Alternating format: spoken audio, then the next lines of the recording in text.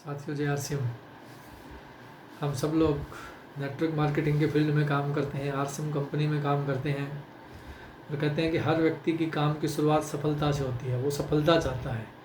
जब एक पहली बार व्यक्ति कोई फॉर्म साइन करता है तो उसका उद्देश्य साफ होता है कि मुझे सफलता चाहिए। लेकिन क्या सफलता का कोई शॉर्टकट है? किन कामों को करके सफलता मिलेगी? वैसे कहते हैं कि सफलता हमारा जन्मसिद्ध अधिकार है, लेकिन सफलता प्राप्त करने के लिए कुछ करना होता है।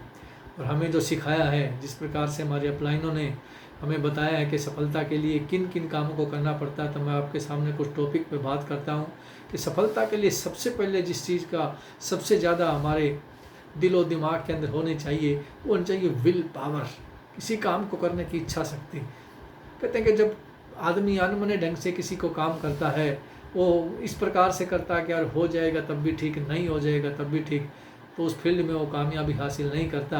उसकी विल पावर का मजबूत होना बहुत ज़रूरी है कि ये काम करना ही नहीं है, मुझे करना ही करना है, मुझे किसी भी हाल में इस काम को करना है, कैसे भी इस काम में मुझे सफलता प्राप्त करनी है। जब वो व्यक्ति ठान लेता है, उसकी इच्छा शक्ति काम करती है। कहते हैं कि व्यक्ति काम करता है और एक उसकी इच्छा शक्ति काम करती है। इच्छा शक्ति के बिना एक व्यक्ति काम करता है तो सफलता उसको मिल तो सकती है, लेकिन बहुत समय लग जाएगा। लेकिन वही व्यक्ति विल पावर, इच्छा शक्ति के साथ अगर उसी काम को करता है, सेम काम है, तो उसकी सफलता उसको बहुत जल्दी मिलने की संभावना हो जाती है। तो साथियों, विल पावर का हमारी कामयाबी में बहुत बड़ा रोल है।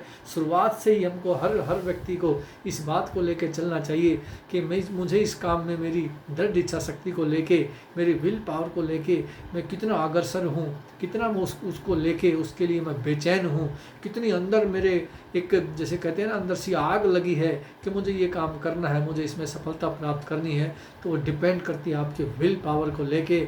जिन व्यक्तियों ने बहुत बड़े इतिहास रचे, बहुत सारे लोग अपंग थे लेकिन फिर भी बहुत बड़े बड़े इतिहास रचे। कई लोगों ने क्रिकेट में नाम कमाया, तो किसी ने फिल्म इंडस्ट्री में नाम कमाया।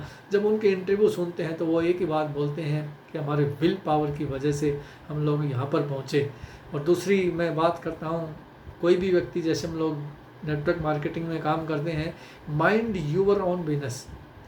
हमारा ध्यान अगर हमारे बिजनेस पर ही केंद्रित है, प्लेन को पायलट चलाता है, अगर उसका ध्यान प्लेन पर ही है, प्लेन आगे किस प्रकार से जाएगा उसी पर है, तो वो प्लेन सही दिशा में जाएगा। लेकिन उसका ध्यान प्लेन से भटक कर इधर उधर जाएगा तो वो नुकसान कर सकता है। कार का ड्राइवर, ट्रक का ड्राइवर, किसी भी प्रकार का कोई भी आदमी उसके काम को करता है, अगर उसका ध्यान उसके काम पर है तो वो उसको सही दिशा में लेके जाता है। अगर उसी चीज़ को उस व्यक्ति का ध्यान भटकता रहता है। बीसी साहब सर एक बात बताते हैं कि हमारी निगाहें गड्ढों पर होती हैं तो गाड़ी गड्ढों में जाती है, और हमारी निगाहें सड़क पे होती है तो गाड़ी सीधी जाती है। तो हमारा जो माइंड है, हमारा फोकस है, वो हमारे बिजनेस पर ही केंद्रित होना चाहिए। उसी के ऊपर हमको दिन रात उसी के बारे में सोचना चाहिए, किस प्रकार से मैं मेरे बिजनेस के अंदर कामयाब हो सकता हूँ। इधर उधर बहुत सारी चीज़ों पे दोस्त, बहुत सारे लोग फोकस रखते हैं। कई लोगों का दूसरी कंपनी पे फोकस होता है, कई लोगों का दूसरी टीम पे फोकस होता है, कई लोगों का बहुत सारी अदर चीज़ों पे फोकस होता है। वो चीज़ें उनको बेचैन करती रहती हैं, कहीं न कहीं उनका ध्यान हट जाता। कहते हैं कि सावधानी हटी दुर्घटना घटी। तो हमारा जो बिजनेस पे पूरा फोकस है वो केंद्रित होना चाहिए कि हमको किस प्रकार से फालतू की चीज़ों पर ध्यान न देके पूरे का पूरा फोकस एक ही जगह हो। जैसे अर्जुन का फोकस था, बहुत सारे गुरु द्रोणाचार्य ने भीम से ही पूछा था, अदर्स व्यक्तियों से ही पूछा था आपके फोकस क्या है। किसी ने बोला कि मेरे को तो पेट दिखाई दे रहा है, किसी ने बोला मेरे को तो चिड़ियाँ दिखाई दे रही है, किसी ने बोला पत्ते दिखाई दे रहे हैं। लेकिन अर्जुन ने क्या बोला था? अर्जुन ने एक ही बात बोली थी, मुझे केवल चिड़िया की आँख दिखाई देती है। तो जिसका फोकस सही है वो व्यक्ति जल्दी कामयाबी प्राप्त करता है। उसका तीर जो लगा था वो सीधा चिड़िया की आँख पे ही लगा था। उसके बाद टाइम मैनेजमेंट, बहुत सारे लोग इस सिस्टम को पार्ट टाइम करते हैं, बहुत सारे फुल टाइम करते हैं। मैं कहता हूँ टाइम मैनेज का हमारे बिजनेस में बहुत बड़ा रोल है। किस वक्त किस व्यक्ति को प्लान दिखाना है, किस वक्त किस व्यक्ति से बात करनी है, कितनी देर बात करनी है, ये सारा टाइम मैनेजमेंट का एक पार्ट है। टाइम मैनेजमेंट वैसे तो बहुत बड़ा पार्ट है, लेकिन मैं थोड़े में इसको यहाँ पे लूँगा, क्योंकि अगर वीडियो को लंबी करेंगे तो फिर वो इतना सही नहीं रहेगा। इसको शॉर्ट में रखेंगे।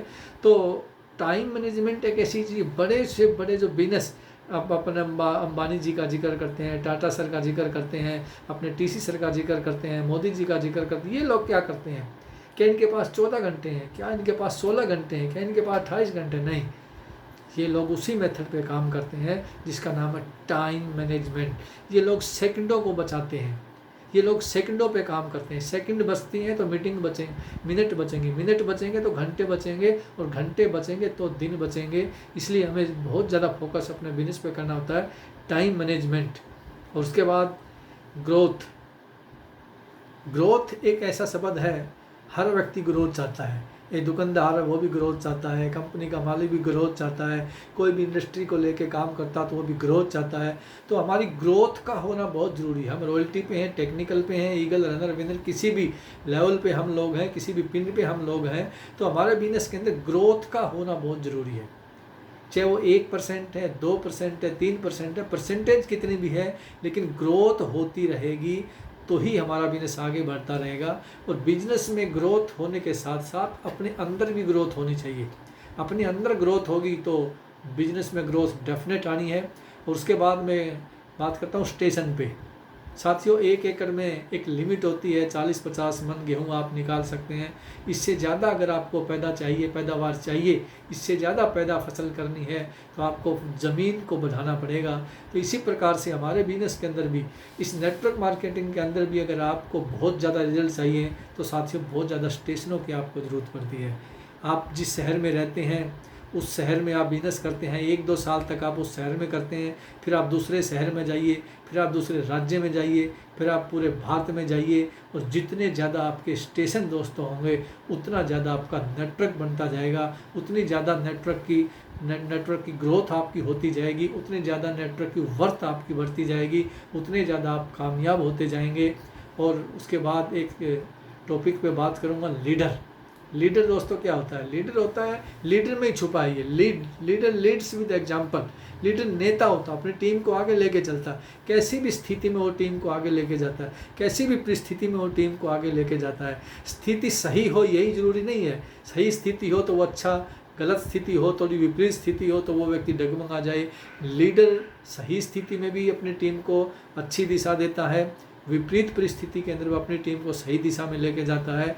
तो कहते हैं कि नाव को पानी के बहाव के अंदर तो कोई भी चला सकता है, लेकिन सही नाविक वो है जो बहाव के विपरीत भी नाव को सही चलाए। तो सही लीडर वही है जो कैसी भी परिस्थिति हो अपनी टीम को ऊंचाई पे लेके जाए, अपनी टीम को एक बहुत बड़े लेवल पे लेके जाए, उस टीम को कामयाबी पे लेके जाए। उसके बाद रिस्पॉन्सिबिलिटी। साथियों, ये शब्द बहुत अपने आप में एक महत्वपूर्ण भूमिका रखता है। जिम्मेदारी, बिना जिम्मेदारी के कोई व्यक्ति बहुत बड़ा काम नहीं कर पाता। घर में भी बहुत सारे मेंबर्स होते हैं, लेकिन किसी न किसी की जिम्मेदारी होती है कि इस घर को कौन चलाएगा, पैसा कहाँ से आएगा। इसी प्रकार से देश की जिम्मेदारी, स्टेट की जिम्मेदारी और हमारी बिजनेस की जिम्मेदारी। कहते हैं कि जिम्मेदारी दी नहीं जाती, ली जाती है। आप जिम्मेदार बने, आप हर चीज़ का जिम्मा लें, होम मीटिंग करने का जिम्मा लें, आप बड़ी मीटिंग करने का जिम्मा लें, आप सेमिनार का जिम्मा लें, आप किसी भी प्रकार का कोई भी नई एक्टिविटी होती है उसका आगे बढ़ के जिम्मेदारी लें कि यस ये मुझे करना है, ये जिम्मेदारी मुझे चाहिए, मैं करके रहूँगा। जब आप जिम्मेदारी लेने वाले बन जाते हैं तो आपका बिजनेस बढ़ता है। जब आप जिम्मेदारी लेने वाले बढ़ जाते हैं तो सारे अपलाइन की निगाहें आपकी तरफ हो जाती हैं। जब आप जिम्मेदारी लेने वाले बन जाते हैं तो कंपनी की निगाहें आपकी तरफ हो जाती हैं। और जब आपकी अपलाइन की निगाहें जिस दिन आपकी तरफ हो गई, साथ ही आपकी कामयाबी को कोई रोक नहीं सकता। जय आर सी एम, धन्यवाद, थैंक यू।